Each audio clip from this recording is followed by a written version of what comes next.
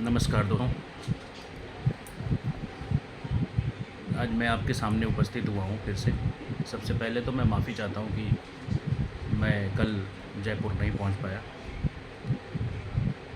आपको पता होगा मेरा नाम नीरज तिवारी है। मैं भी आप ही की तरह पीड़ित हूँ। छोटा सा आप सब लोग मैच्योर हो, समझदार हो, सब लोग कहीं न कहीं ड्यूटी कर रहे हो, सब लोग कहीं न कहीं रिटायर्ड हो, सब लोग कहीं न कहीं अपने परिवार को मैनेज कर रहे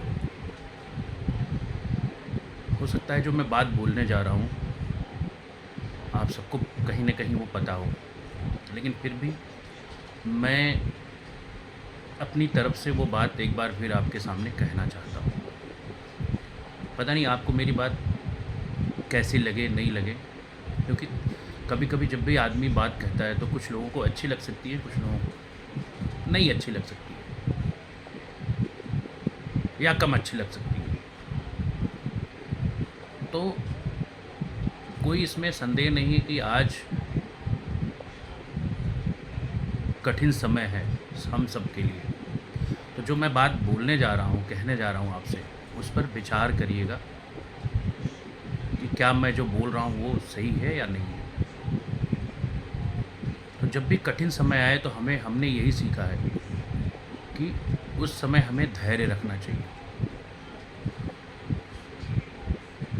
जब भी हमें ज़्यादा अपने आप पे हम नियंत्रण नहीं कर पाते हैं तो हमें लंबी सांस लेनी चाहिए और थोड़ा सा पेशेंस रख के धीरे धीरे सांस को छोड़ना चाहिए और सोचना चाहिए। तो आज हमारे सामने भी एक कठिन समय है, उसमें हमें धैर्य रखना है।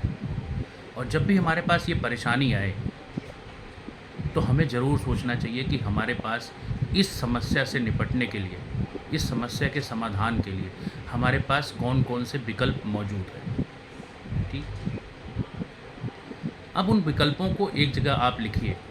मैं आपको बिल्कुल सही तरीका बता रहा हूँ। एक पेज में लिखिए कि हमारे सामने ये विकल्प है। ठीक, और उन विकल्पों को अपनाने में क्या क्या चीज़ें अच्छी हो सकती हैं, क्या क्या चीज़ें बुरी हो सकती हैं। कि सपोज़ कर हमारे सामने एक रास्ता ये भी है इस समस्या से निपटने के लिए, उसके लिए हमें क्या क्या करना पड़ेगा, उसमें हमें क्या क्या परेशानियाँ आएंगी और उसका समाधान कितने दिन में कैसे निकल सकता है। दूसरी परेशानी लिखिए, उसमें लिखिए कि ये चीज़ें हैं, इस विकल्प में हमें ये चीज़ें करनी पड़ेंगी, उसमें इतना समय लगेगा, उसमें हमें क्या समस्या आएगी। ऐसे ऐसे करके जब हम पेपर पे, आप एक A4 साइज़ पेपर लीजिए, उसको जितनी भी हमारी समस्याओं के समाधान के लिए हमारे पास विकल्प आते हैं उसको कॉलम में बांटिए और उस कॉलम में उससे रिलेटेड चीज़ों को लिखिए कि ये चीज़ हम करेंगे तो हमें ये चीज़ करना पड़ेगा, ये चीज़ करना पड़ेगा, ये चीज़ करना पड़ेगा और हमें इस परेशानी का हल ऐसे ऐसे करके मिल जाएगा और उसमें इतना समय एक्सपेक्टेड है, संभावित इतना समय लग सकता है। दोस्तों, मैं आपको विश्वास दिलाता हूँ कि आपको वो रास्ता स्वयं मिलेगा और आपको अपना अच्छा बुरा वहाँ पे पॉजिटिव भी मिलेगा, नेगेटिव भी मिलेगा कि हमारे पास ये विकल्प है, इसमें ये चीज़ हो सकती है, ये चीज़ हो सकती है, इतने दिन लग सकते हैं, इतना समय लग सकता है, हमारा ये फ़ायदा हो सकता है, हमारा ये नुकसान हो सकता है और हमारे जीवन में क्या क्या इसका परिणाम हो सकता है, हमारे जीवन को, हमारी लाइफ को, हमारे परिवार को, हमारे भविष्य को किस तरह से इफेक्ट करेगी। जब आप लिखेंगे ना, मैं आपको विश्वास दिलाता हूँ आपको निर्णय लेने में आसानी हो जाएगी। नंबर 2, ठीक इसी तरह से हम अपनी समस्याओं पे आते हैं। सब हम लोग पीड़ित हैं, हमारा परिवार फंसा हुआ है, हमारे बच्चों का भविष्य फंसा हुआ है। तो हमारे पास क्या विकल्प है? पहला विकल्प तो ये है कि जो हमने शुरू में किया था, पहले भविष्य अंधकार था। 2 था किसी भी चीज़ के कि हमारे पास विकल्प है कि हम उन पे FIR कर दें। FIR किया भी कुछ लोगों ने। हम लोग कोर्ट केस करते, रिकवरी सूट फाइल करेंगे, वो विकल्प है। दूसरा, हम उन पे थोड़ा सा एक बार और भरोसा करके, एक समझौता वार्ता करके चीज़ों पे आगे बढ़े और तलाशें। तो कोर्ट केस करने में क्या क्या विकल्प, क्या क्या चीज़ें हो सकती हैं। हमें वकील लड़ाई लड़नी पड़ेगी, फीस देना पड़ेगा, हर पेशी पे जाना पड़ेगा, अपडेट लेना पड़ेगा। ठीक है, रिकवरी सूट फाइल करेंगे तो रिकवरी सूट फाइल करने के लिए जितना आपका अमाउंट बनता है उसके लिए भी आपको पैसे जमा करने पड़ेंगे। एक कोर्ट फीस होती है हमें रिकवरी सूट फाइल करने के लिए। ठीक, वो सूट रिकवरी, वो पैसे कहाँ से आएंगे, कैसे हम व्यवस्था करेंगे, इतने पैसे, इतने हालात तो हमारे वैसे ही गिरे हुए हैं, ठीक। तो वो पैसे जमा करने पड़ेंगे। फिर इस सब के बावजूद भी हम कोर्ट केस करते हुए हमें कितने साल लग सकते हैं, एक तो इस विकल्प पे विचार करिए, जो पहला विकल्प हमारे पास है। दूसरा विकल्प ये है कि हम उनसे बात करें, हम उनसे बातचीत जो कि चल रही है, वैसा करते हुए हमारे को कितना समय लग रहा है या लग सकता है, और उसमें हमारा क्या फ़ायदा और क्या नुकसान है, ठीक।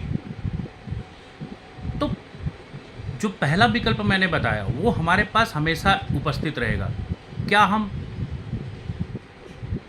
तुरंत कोर्ट केस करके रेवेन्यू फाइल करके हमें मिल जाएगा, वो भी कोर्ट पे ही डिपेंड है। और दूसरा जो हम समझौते की बात चल रहे हैं वो भी कोर्ट पे डिपेंड है, वो भी जब वहाँ से कोर्ट से ज़मानत होगी, सारी चीज़ें होंगी, तभी प्रक्रिया शुरू होगी, ठीक है। लेकिन इन सब के बाद भी अगर ये मान लो चीज़ें फेल हो गई, देखो पहला वाला विकल्प, इस प्रक्रिया फेल हो गई, मान लो समझौते वार्ता के 1% में चांस रखता हूँ, हम हर चीज़ को लेके चलते हैं, तो क्या होगा, तो भी हमारा जो नंबर 1 प्रक्रिया है, यानी कि केस करने का, रेवेन्यू सिविल सूट करने का, रिकवरी केस करने का, वो हमारे पास विकल्प तब भी मौजूद रहेगा। लेकिन दोस्तों एक चीज़ हमेशा ध्यान रखो कि जब आपने निर्णय कर लिया कि हमें सिविल सूट करना है, रिकवरी फाइल करनी है, इनके पास क्रिमिनल केस करना है, तो आपके पास समझौते के सारे रास्ते बंद हैं। तो आपको पता है कि हमारे भारतीय न्याय व्यवस्था में किसी भी प्रक्रिया में 2 साल लगेंगे, 5 साल लग सकते हैं, 10 साल लग सकते हैं, ठीक। हो सकता है आप एक कोर्ट से हारो, फिर वो उसके अपर कोर्ट में सामने वाली पार्टी, सपोज करो आप सारे कोर्ट में जीत गए, लोअर कोर्ट में जीत गए, फिर उस सामने वाली पार्टी ने हाई कोर्ट में कर दिया, हाई कोर्ट में भी सपोज करो आप जीत गए, उसने सुप्रीम कोर्ट में अपील दायर कर दी। इन सब चीज़ों की प्रक्रिया में कितने साल लग सकते हैं आप सोचो। लेकिन दूसरा तरीका ये है सुलह सफाई का, और ये जो प्रक्रिया है लड़ाई करने का, वो विकल्प हमारे पास हमेशा मौजूद है, ठीक। दूसरा है समझौते की प्रक्रिया।